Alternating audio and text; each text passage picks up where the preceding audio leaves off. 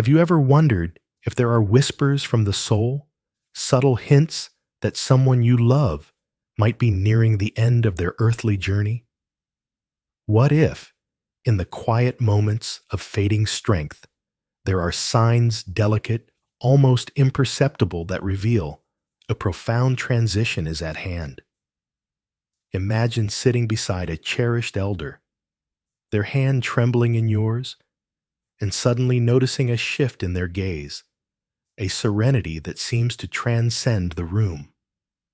What if these fleeting changes are not mere coincidences, but messages from a deeper realm, preparing both them and you for a farewell that is as sacred as it is inevitable?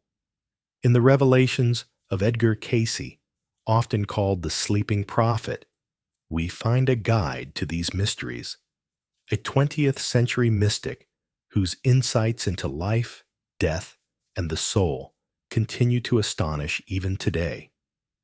His observations, drawn from trance states where he claimed to access realms beyond our own, offer a compassionate lens on the final chapter of life.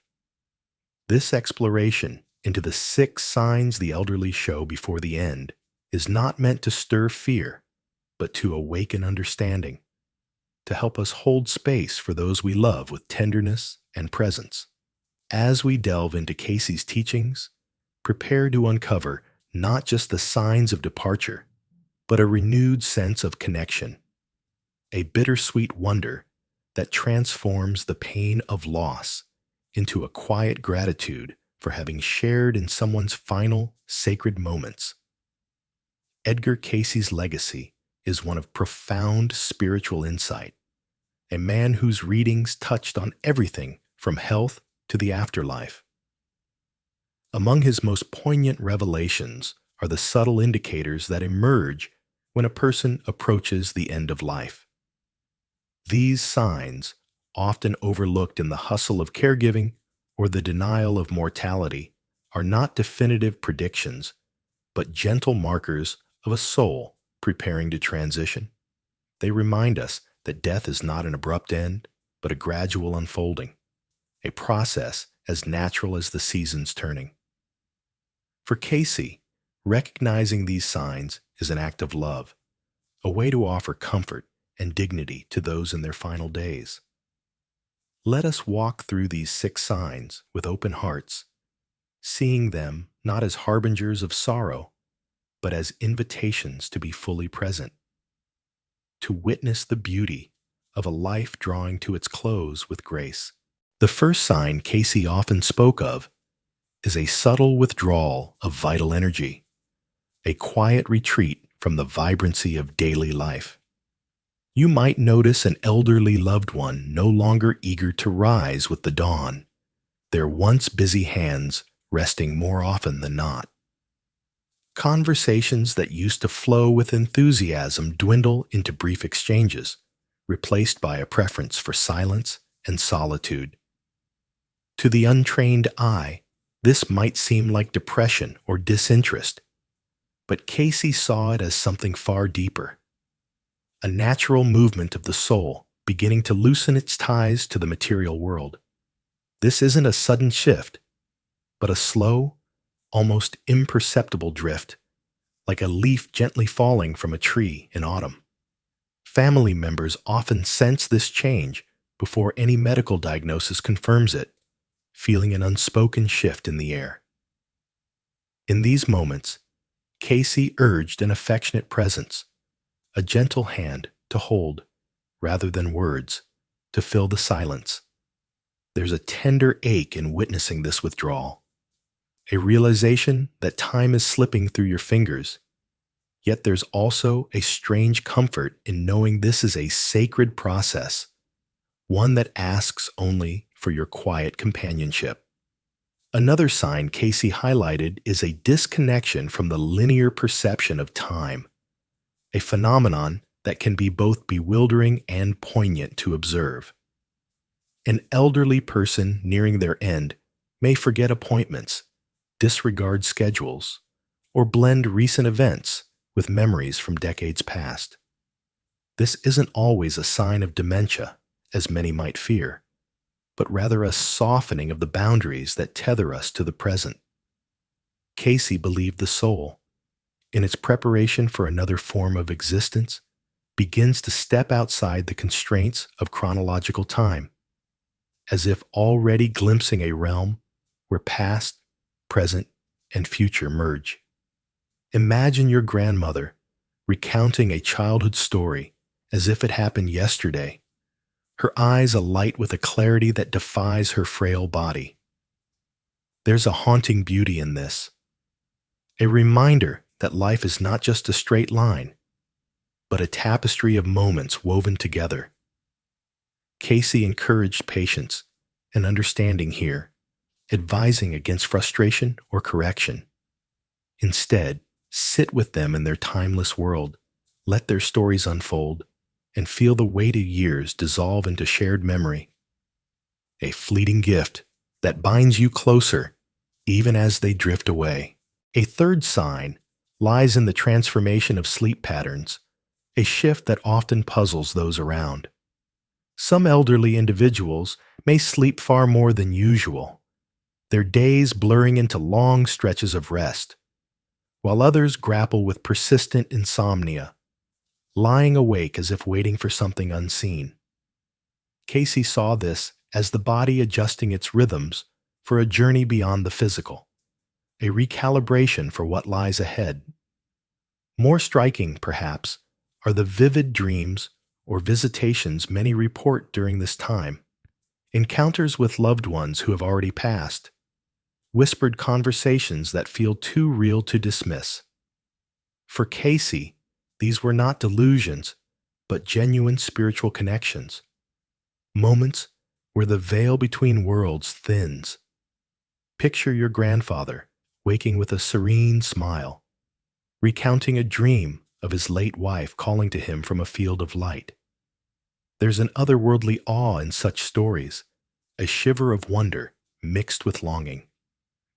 Cayce advised listening without judgment, allowing these fragile revelations to be shared. In doing so, you honor their experience, offering a safe space for the soul to prepare through rest and reconnection, even as you grapple with the mystery of what they see beyond your sight. Appetite, too, undergoes a profound change, often becoming a source of concern for loved ones. An elderly person may lose interest in food and drink, their once hearty meals reduced to mere sips or bites. While this can alarm family members, Cayce interpreted it as a natural disengagement from bodily needs, a sign that the spirit is prioritizing something beyond sustenance. This isn't merely physical decline, but a symbolic release, the body no longer tethered to the demands of matter. There's a quiet heartbreak in watching someone you love refuse nourishment. Yet Cayce reminded us to balance medical care with emotional understanding. Forcing food or drink can cause distress. Instead, focus on comfort, ensuring dignity in every small gesture. Imagine offering a cool cloth to their lips, a silent act of care that speaks louder than words. In this act, there's a tender resignation, a letting go of control, and a newfound reverence for their autonomy as they navigate this final threshold. It's a moment that teaches you the depth of love, not in holding on, but in honoring their readiness to let go. Cayce also noted a striking alteration in gaze and communication, a sign that often leaves an indelible mark on those who witness it. The eyes of someone nearing the end may carry a different light, a depth that seems to look inward rather than out. Their gestures slow, their words become sparse, and when they do speak, it's often of the past, old memories resurfacing, as if to tie up the loose ends of a lifetime. Cayce believed this was the spirit conducting a final review, a balancing of life's joys and sorrows in preparation for departure. There's a poignant intimacy in these moments, sitting with a parent as they recount a long-forgotten story, their voice trembling with nostalgia. You might feel a lump in your throat, a mix of gratitude for their shared history and sorrow for the impending silence. Cayce urged active listening, not just to the words, but to the unspoken emotions beneath them. Being present, validating their reflections, becomes a powerful act of love, a way to say, "Your life mattered, and I see you, even now." This sign carries a unique ache, a realization that every memory shared is a thread in the tapestry of goodbye, weaving you closer even as the distance grows. The fifth sign is an increase in emotional sensitivity, a raw openness that can catch even the closest family off guard. An elderly loved one might cry without apparent reason, display unexpected tenderness, or seek reconciliation for past grievances. Cayce saw this not as weakness, but as a spiritual expansion, the soul shedding layers of pride or resentment to embrace what truly matters. Imagine your stoic uncle, always reserved, suddenly reaching for your hand with tears in his eyes, asking forgiveness for a decades-old misunderstanding. There's a piercing vulnerability in this, a rush of warmth mingled with the sting of time lost. Cayce believed these emotions are part of an internal healing, a preparation for peace. He encouraged those around to meet this sensitivity with respect, to allow space for forgiveness and connection. These moments, though fleeting, are profound. They strip away pretense, revealing the heart's true language. In witnessing this openness, you might feel a surge of something new, a fragile hope that even at life's edge, wounds can mend, and love can deepen in ways you never thought possible. Finally, Cayce spoke of a growing inner light, a phenomenon that often contrasts sharply with physical frailty. Some individuals, even in their weakest state, exude an unshakable peace, a serenity that seems to envelop everyone nearby. Family members often describe feeling an inexplicable calm in their presence, as if touched by something greater. Cayce interpreted this as the soul aligning with a higher state, already in tune with the next stage of existence. Picture your grandmother, bedridden and frail, yet her smile radiates a quiet assurance, her silence more comforting than any words. There's a sacred stillness in this, a moment where fear and pain seem to dissolve, leaving only a shared tranquility. Cayce advised respecting this calm, avoiding forced cheer or denial. Simply being there, holding a hand, sharing a silence becomes the greatest gift. In this inner light, there's a revelation. Death is not just an ending, but a transformation, and your presence is a bridge between their peace and your lingering uncertainty. It's a feeling beyond words, a quiet marvel at the resilience of the human spirit, shining brightest when the body fades. Beyond these 6 signs, Cayce's teachings carry a broader message about the nature of farewell. He believed that recognizing these indicators isn't about predicting or hastening the end, but about valuing the present with heightened awareness. Each gesture, each conversation, each shared silence takes on new weight when viewed through the lens of finality. There's a raw beauty in this shift, a call to listen more deeply, to judge less, and to be truly there. Cayce often emphasized that the end of life is as significant as any other phase, a time for completion and transformation. Imagine the weight of unspoken words lifting as you sit with a loved one, laughing over a shared memory or simply breathing in sync.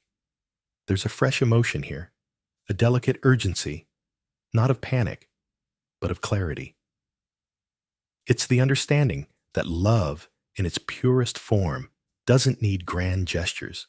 It thrives in the quiet act of showing up, of bearing witness to their journey with an open heart. Cayce also noted the spiritual impact of the environment during these final days, suggesting that the energy of a space can influence a person's tranquility.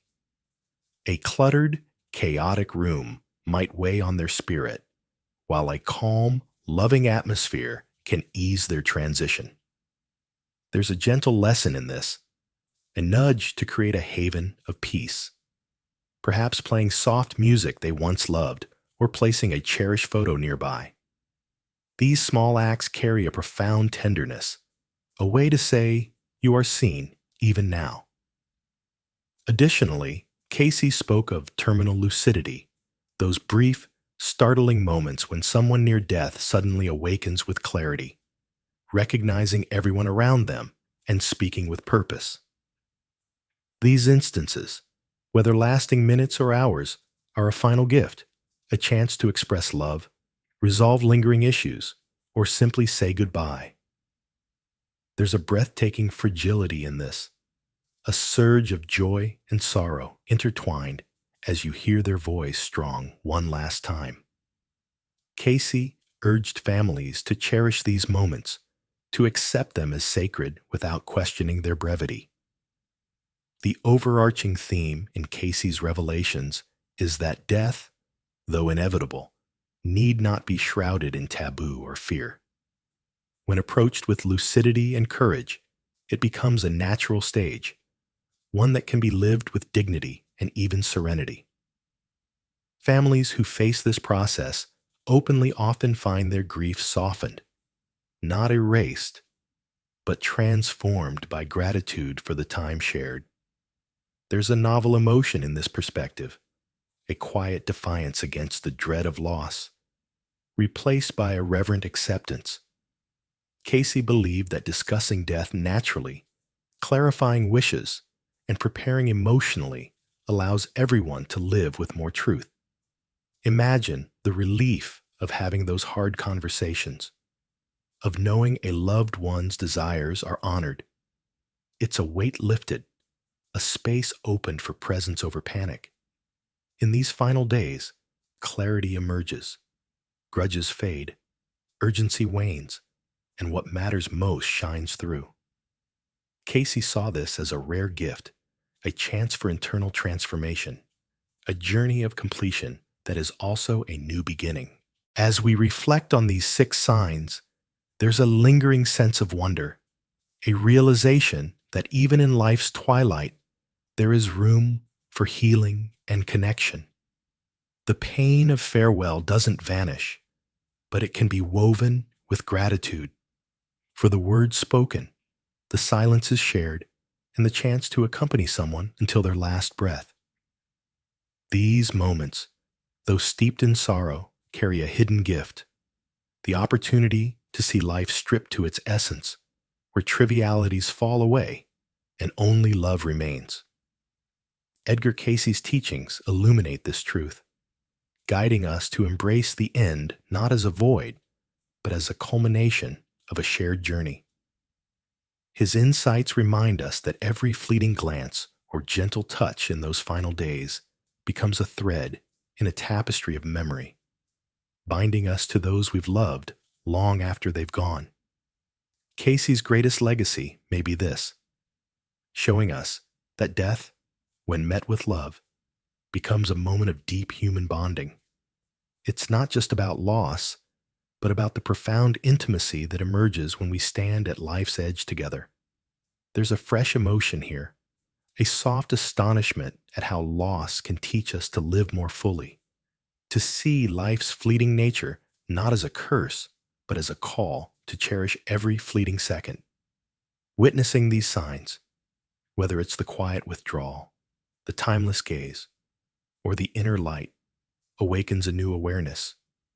It compels us to slow down, to listen more deeply, and to hold space for emotions that words often fail to capture. In this sacred pause, we learn that presence is the truest form of love, a silent promise that says, I am here with you until the very end. If you've witnessed these signs in someone dear, or if this resonates as you prepare for such a moment, know that you're not alone. The weight of goodbye can feel crushing, yet within it lies a transformative power. Each act of care, adjusting a pillow, sharing a memory, or simply sitting in stillness becomes a ritual of affection where every gesture speaks what words often cannot. Cayce believed these small acts are not insignificant. They are the language of the soul, echoing beyond the physical. They remind us that even as the body fades, the connection endures, woven into the fabric of our being through shared laughter, tears, and unspoken understanding. In the end, as Cayce taught, love remains beyond the body, beyond time, a quiet force that endures even as life changes form. This enduring love is what sustains us when the room falls silent, when the chair sits empty. It's the warmth of a memory that surfaces unexpectedly, the echo of a voice that still guides us.